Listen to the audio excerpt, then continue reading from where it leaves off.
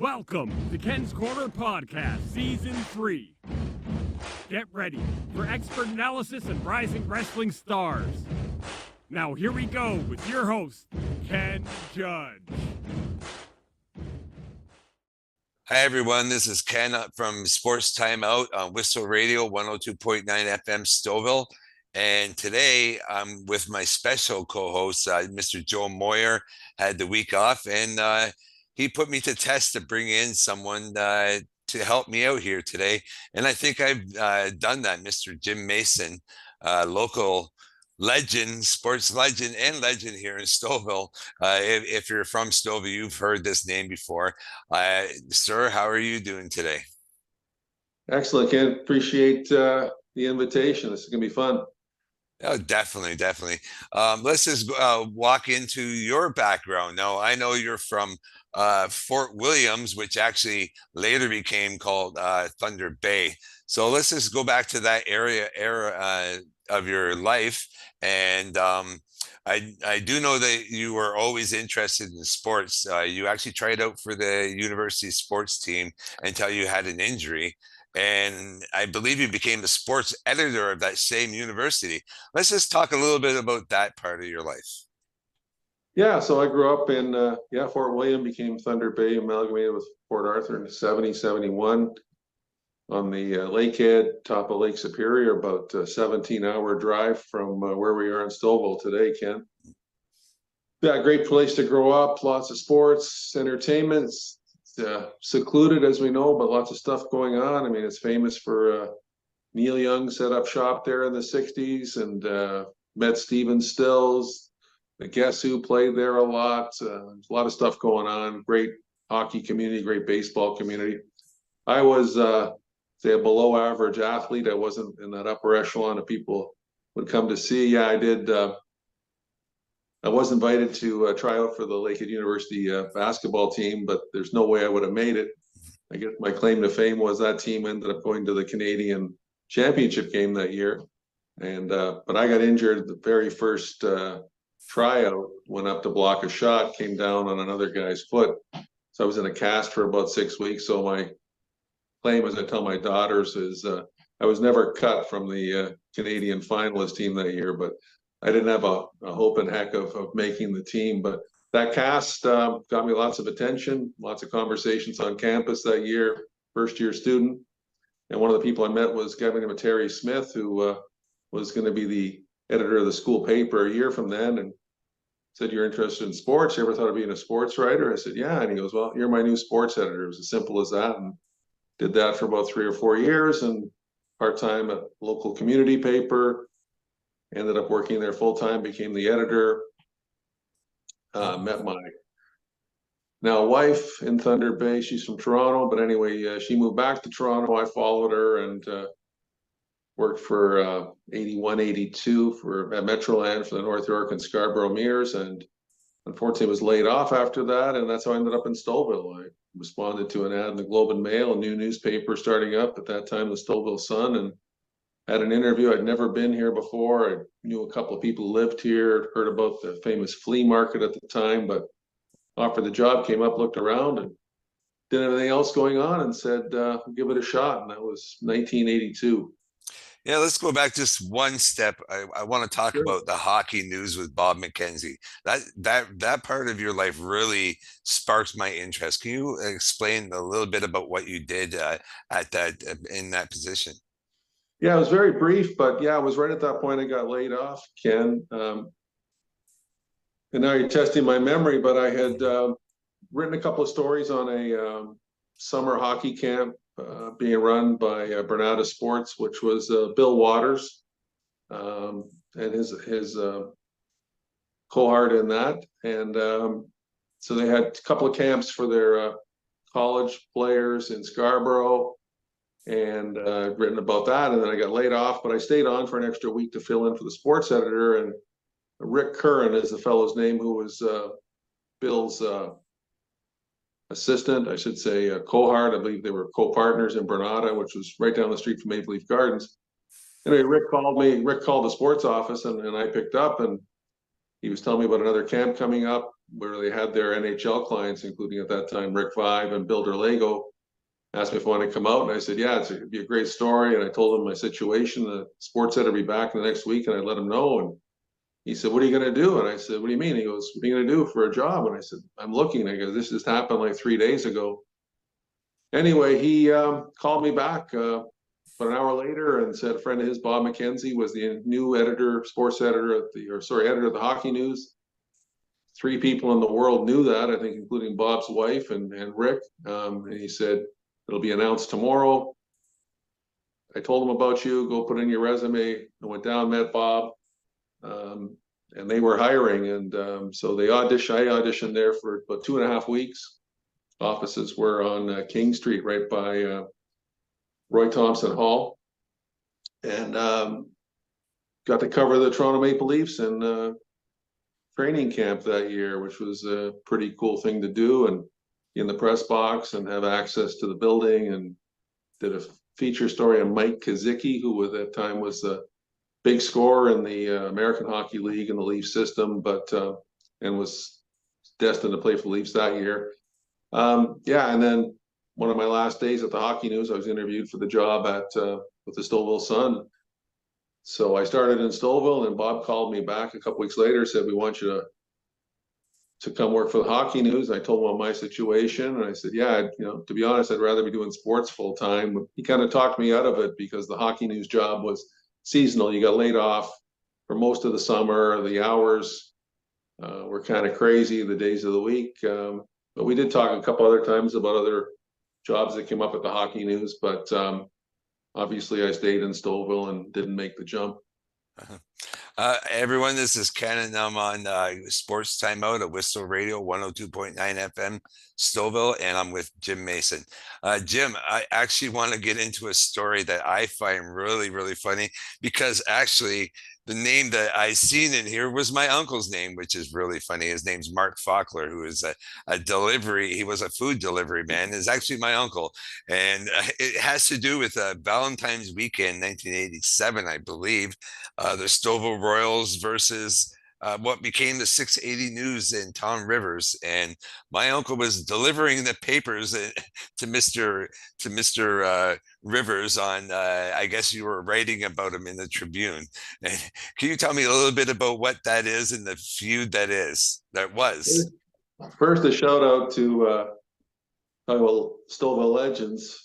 5, as Mark Faulkner is called amongst other nicknames. Great guy, known him pretty much since day one, living in Stouffville.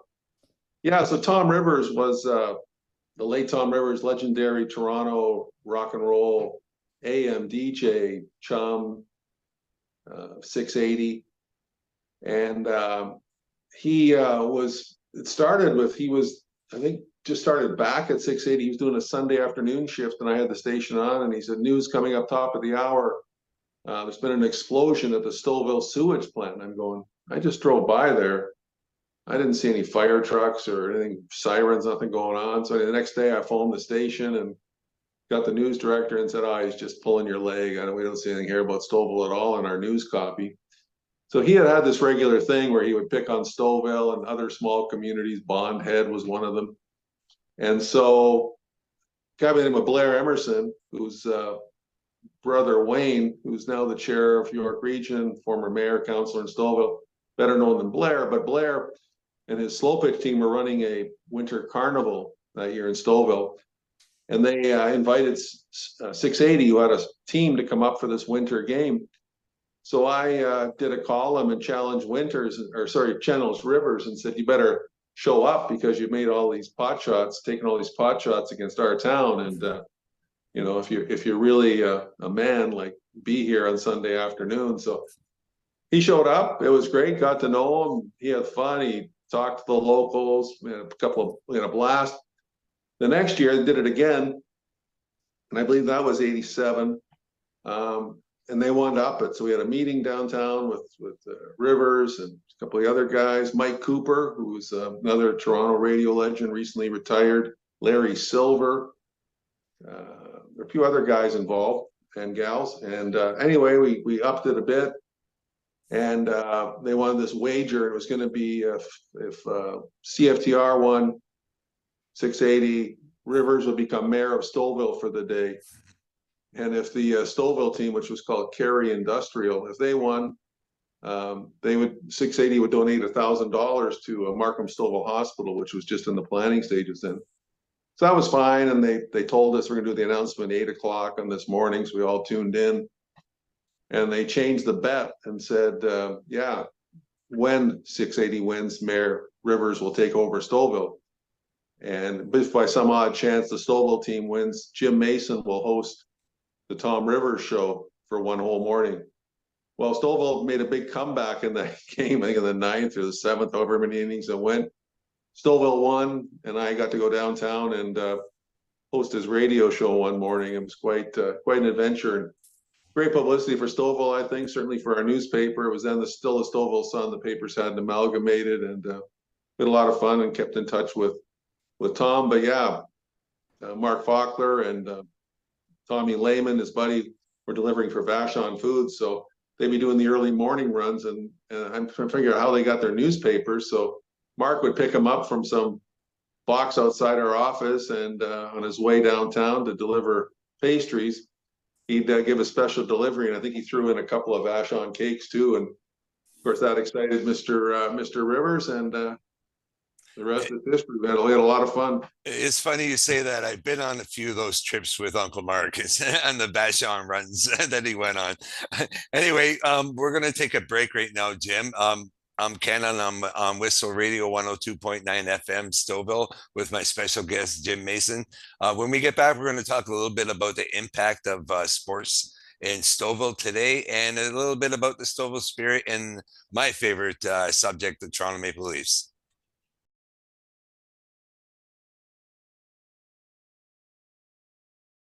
And we're back on Whistle Radio 102.9 FM Stouffville, whistleradio.com. Jim Mason is here back with me, sir. How are you? And thank you for being with me and sticking through to the end here of this interview. We're going to start talking about 1988 and your well, actually, I would love to have him here on Whistle Radio. Now, Mr. Keith Acton, he's a counselor, I believe. But I want to talk about his Stanley Cup, bringing the cup back to Stouffville, and you got to do the Masters ceremonies. Yeah, so 88, Keith Acton had been a local legend, again, a guy who has given back to this day so much to this community. Returned here every summer when he was playing and coaching in the NHL, showed up at numerous banquets, barbecues, fundraisers, golf tournaments, you name it. He seemed to always be there for this town he grew up in and still calls it home. And as you said, is a member of Stouffville Town Council now, Ken. So he started off his career in Montreal, playing with Lafleur and a few of those other guys who are pretty well-known dudes. Traded in Minnesota, and then that season, 88, midway through, traded to Edmonton, Stanley Cup juggernaut, even at that point. And they went on and won the cup. And he wasn't playing when they started the playoffs. There's a story, he was riding the exercise bike and was interviewed by a reporter. He said, "This is how it goes. There's extras." He goes, "I'm ready when they call upon me." And I think he had two huge goals in that series. He ended up playing full time after that. And this was before players got to bring the Stanley Cup home, so we didn't have that opportunity. But a mutual friend of ours, Dave Wood, former golf pro at Sleepy Hollow and manager at Spring Lakes Golf Club. Dave and Ken May, Brad May's dad, opened a restaurant called the Greens of Stouffville in the Success Square Plaza, where the east end of town. And Dave said, "We got to do something for this, like bring this guy back." And again, before the cup, there's no public celebration. So we and Dave did most of the legwork. We rented the old Legion on the 9th line, the banquet hall, put out tickets for sale, catered by the Legion ladies. And we started making phone calls, sent out notes to a lot of people. Like Bob Gainey was a good friend of Keith's, played with him with the Canadians. The Oilers themselves, there were a few other NHLers, made some phone calls, and that was the day of fax machines were were pretty new. So I was running down the street to another office that actually had a fax machine and picking up these faxes all week from these hockey greats. One of the coolest things was our biggest guest speaker was the late Roger Nielsen, who coached Keith in Peterborough in the OHL. And he was fantastic guest speaker, all kinds of stories, all kinds of one-liners and jokes, and still get people who were there that day talking about Roger and what he did. You know, no cost. He just showed up with his dog, parked across the street from the Legion, and let his dog out before and after the dinner, got changed. I remember went out to get a photo of him because we had missed him, and he was getting changed right on the side of the road. And I said, Roger, I missed a photo. Oh yeah, no problem. So he puts his suit back on. We go in. We got some great photos with Keith and some other folks. But yeah, that was a great time. And then, you know, later on, Brad May from Stouffville won the cup with Anaheim just over 10 years ago. Brought it back when you could bring the cup. So the cup was on parade down Main Street, Stouffville, and then at the Safety Village at Bruce's Mill, and also at Cornerstone, one of the restaurants in Stouffville. It's now Pistachio, so it was there for an evening. So a lot of time with Stanley Cup champions in this town. We've been fortunate. And Bob Hazard won one with the Leafs at his insurance agency on downtown. And when the NHL went on lockdown, there was no cup, of course. So they toured it around to former players who had won it. And it was at the Hazard's house out on Town Line, just outside of Stouffville. George Armstrong was there. There was a band playing. It was another great day in Stouffville. That's awesome.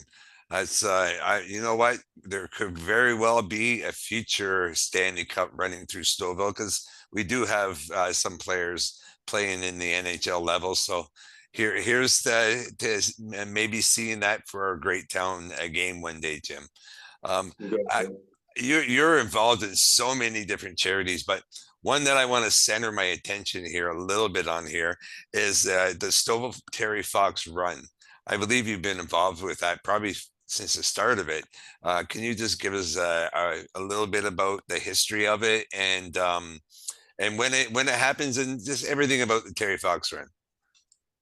Yeah, so great tradition in Stouffville again. 82, I think, was the very first one. And then it's been rolling ever since, and usually in Memorial Park. It's done at the arena a few times, but now it's based out of Memorial Park. Terry Fox Way is the unofficial name of Park Drive running through the park. So yeah, it's a pretty fabulous afternoon. Sunday, I believe it's September 15th this year, Sunday afternoon, by the band shell. And it's, you know, a place to raise money to fight cancer, specifically for cancer research. But we also remember people who have died because of cancer, but we truly honor the many survivors who are in their red shirts that day, and they are brought up to the front of the stage. And I'll tell you, it's a tearjerker, Ken, if you haven't been there to see these people who've been through so much with their family members. We have a Terry Fox ambassador who speaks every year, another cancer survivor. Keith Acton was one of those people. Mike Richards / Rehill, you know, big time radio personality in Toronto and Calgary. He's another cancer survivor from this town. We've had children who have spoken. Yeah, it's just an amazing day, and honored just to be a part of it. Awesome. Thank you so much for that. We're going to move on a little bit here, and we're going to talk about the Stouffville Spirit. We got two more things to talk about, Jim, the Spirit and the Leafs. We'll start with the Spirit. I know they had a little bit of a rough ending to their season, but I think they had quite a good season other than that before they met up with the Trenton Golden Hawks. Can you just tell us a little bit about the history of the Spirit and what you see moving forward, the impact on the fans of Stouffville? Yeah, so the Spirit were founded, the franchise was obtained by a guy named George Stavro. And that was back when Stouffville only had one ice pad as compared to the 4 now. So they had Saturday night time slot. They practiced out of town. And like any expansion team, they had a rough ride for quite a few years. And then some local people got involved. Ed Hackinson was an owner for a long time. Kenny Burrows, the current general manager, he got involved about the same time, late 1990s. And the team has, produced, I believe it's 8 players to the NHL now. Several NCAA Division I scholarships, kids playing university hockey in Canada and smaller schools in the United States, players going on to the Ontario Hockey League, Quebec, even the Western Hockey League. So it's pretty cool thing. The team won the championship for the Ontario Junior A Hockey League in 2012. They were in the finals in one other year and the semifinals another year. It's a 24-team league now. Back then, a lot of time it was 36 teams. So it's a tough ride to make it to the end. This was a fairly young team this year, 4 graduating players, but some real talent and heart, and kids who really got involved in the community. Again, volunteer at the Terry Fox Run, the library, learn to skate programs, several other times through the year where they give up their own time to help this community. So there's a lot of hopefully returning players for next season. You mentioned losing to Trenton in 4 straight in the first round. Trenton's like 6th ranked team in Canada right now, and a real veteran team, former OHL and Quebec Major Junior Hockey League player. So it was a tough road for Stouffville. They were really in 2 of those games. The final game, Trenton scored the winning goal with less than 2 seconds remaining at the Stouffville Arena. So there's promise there. You never know who's going to be back year to year. There are sometimes other opportunities that come along, but there's optimism certainly for the future. And the fan involvement was tremendous this year. I think of the 24 teams, Stouffville was 9th or 10th in terms of average attendance. Great buzz in the community. I was out at a dinner last Saturday, and people I had no idea had been to games or were interested were asking me questions about specific players and what's going on for next year. And very cool to see, Ken. That's awesome. All right, we only got a couple of minutes left here, but can you give your quick outlook on how you see the Leafs finishing this year, the Toronto Maple Leafs? Yeah, like you, I've always been a Leaf fan. I think I fell off the wagon there for a while in the early 70s, and I sort of became hate to say it, a Boston Bruin fan, thanks to Derek Anderson and Bobby Orr. But yeah, this team, I love the offense. They're loaded at forward. Goaltending's been great. So neat to see Samsonov bounce back the way he has this season. And they've got 2 other guys who can play goal, I think, in this league. I think the issue, and this is nothing new for Leaf fans, is the defense. I think the roster's poorly constructed in terms of way too much money invested in those forwards and not enough money or draft picks used on defensemen, and it's hurting them. That being said, they've got some guys who have sort of come out of the blue. McCabe, Benoit, some of these guys who are looking okay, but I have my doubts going into the playoffs with that blue line, unfortunately. Okay, you know what? I can't disagree with you at all. I talk about them quite often, and that's one of the things that Joe and I do talk about quite often. Who is your MVP before we finish off here today? MVP for the league? For the Leafs. For the Leafs.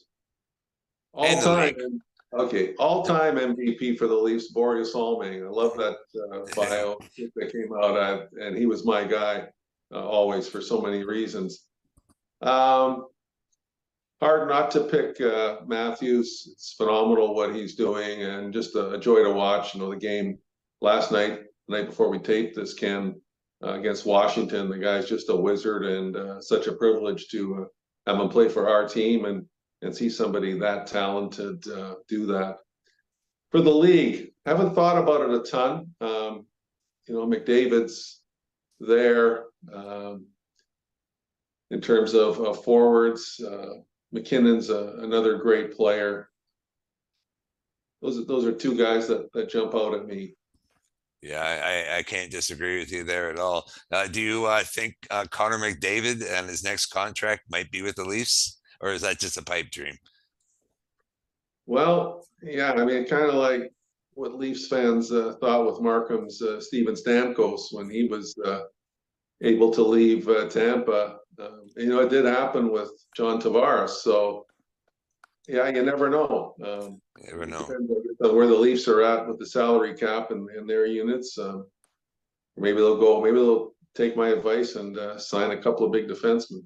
Yeah, well, they did just get that big kid, Cade Weber, who's 6'7". So we'll see what happens with him next year. And tonight, actually, we are facing the Edmonton Oilers and Connor McDavid tomorrow against Carolina. So it's going to be quite the finish for the Leafs. I just want to finish off by saying thank you, Jim, and big go Leafs go.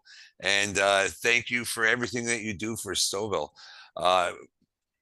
Any last words just before I sign off here?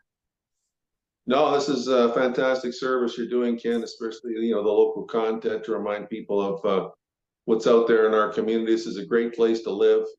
So many opportunities for us, both to get involved in our community, to play sports, get involved in the arts. It's just a fantastic place. I'm so fortunate to have stumbled upon this spot in 1982 and continue to live here, and I'm very grateful for that fact. Thank you so much. My name's Ken. I'm here on Sports Timeout on Whistle Radio 102.9 FM Stouffville. And I want to thank our special guest, Jim Mason. Have a great day, Jim. And we'll see everyone next week. And Joe, we'll see you next week.